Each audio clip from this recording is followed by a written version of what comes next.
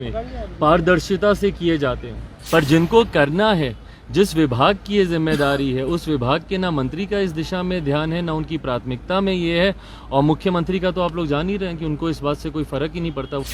हर जगह से एक बैकडोर खुला रहता है, हर विभाग में एक बैक चैनल ऑपरेट कर रहा होता है कि भाई किस तरीके से भ्रष्टाचार के माध्यम से अपने लोगों की नियुक्ति उसमें कराई जा सके। नमस्कार, मेरा नाम प्रेम है और आप लाइव स्ट्रीट देख रहे हैं। बिहार में बड़े लेवल पे शिक्षकों के लिए वैकेंसी निकाले गए थे, एग्जाम भी हो गया और रिजल्ट भी आ गया। पर देखिए, कुछ छात्र हैं जो बीपीएससी है उस पर आरोप लगा रहे हैं। पर चिराग पासवान देखिए किस तरीके से अभ्यर्थियों के साथ खड़े हैं और कह रहे हैं कि जो भी गड़बड़ी होगा, अगर बिहारी फर्स्ट रहता तो ये सब जो मुश्किलें हैं वो क्षण मिनटों में दूर हो जाता। देखिए, चिराग पासवान अभ्यर्थियों के साथ खड़े हैं, सरकार को खूब सुना रहे हैं। क्या कुछ कर रहे हैं, पहले आप वो सुने।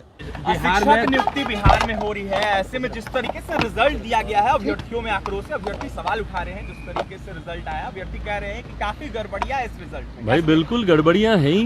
कौन से कार्य हैं जो कि मुख्यमंत्री के शासनकाल में पारदर्शिता से किए जाते हैं।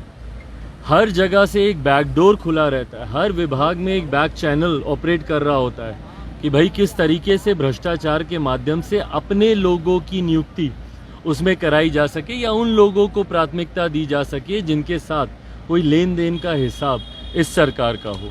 यही कारण है कि इतने सालों से ये नियुक्तियां लंबित होने के बावजूद जब ये करने का मौका आता है तो उस वक्त इस तरीके का आक्रोश देखने को मिलता है। बहरहाल, ये तमाम बातें एक झुनझुने की तरह, एक लॉलीपॉप की तरह है। जब जब चुनाव सामने आते हैं तो इस तरीके का एक शगुफा छोड़ा जाता है और उसके बाद अब पूरी तरीके से ये प्रक्रिया पूरी होगी नहीं होगी या फिर ये विवादों में उलझ के रह जाएगी, ये तो आने वाला समय ही बताएगा। बट जब तक प्रक्रिया में पारदर्शिता नहीं होगी, इस तरीके के का आक्रोश देखने को मिलता रहेगा। सीरियल वाइज अभ्यर्थियों को पास कर दिया गया है, सीरियल वाइज लगातार रोल नंबर जो है वो देखने को मिल रहा है। ऐसे में 1,70,000 पर बहाली निकाली गई थी, लेकिन 1,22,000 जारी चयनित। अब उसमें भी एक बच्चे का 2 जगह रिजल्ट आ रहा है। तो ये अपने में दर्शाता है ना भैया कि किस तरीके से भ्रष्टाचार की जड़ें पूरी तरीके से सरकार के हर विभाग में जम चुकी हैं।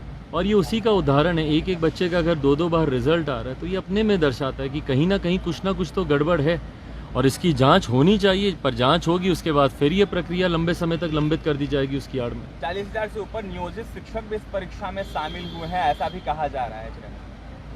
भाई, अब कितने शिक्षक शामिल हुए हैं, नहीं शामिल हुए हैं, पर अंतोगत्वा जब तक इसमें पारदर्शिता नहीं बरती जाएगी, इसी तरीके से भ्रष्टाचार की देन ये तमाम नियुक्तियां चढ़ती रहेंगी। आरोप लगा रहे हैं कि सीट भैकम रखने जाने के लिए सब किए जा रहे हैं। बिल्कुल सही बात है, रखी जाएंगी और बाद में उसको बैकडोर से उसको भरा जाएगा। अभ्यर्थियों को लेकर चिराग पासवान आवाज उठाएंगे। भाई, हम तो शुरू से डे 1 से उठा रहे हैं, पर जिन लोगों को करना है उन लोगों के कान तक वो आवाज जाए तब तो।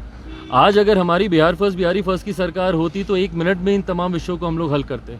पर जिनको करना है, जिस विभाग की ये जिम्मेदारी है, उस विभाग के ना मंत्री का इस दिशा में ध्यान है, ना उनकी प्राथमिकता में ये है।